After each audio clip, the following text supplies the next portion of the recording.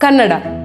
ಕನ್ನಡವೆನ್ನುವುದು ಬರೀ ಒಂದು ಭಾಷೆಯಲ್ಲ, ಅದು 6.5 ಕೋಟಿ ಜನರ ಭಾವನೆಗಳ ಧ್ವನಿ.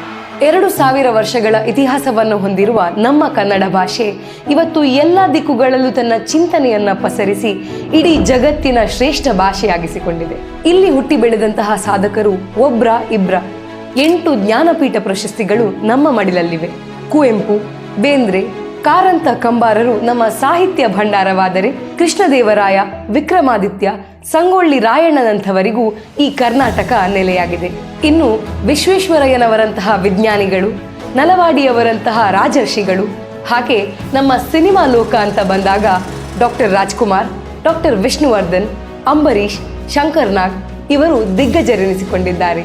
ಈ ಪಟ್ಟಿ ಬೆಳೀತಾನೆ ಹೋಗುತ್ತೆ.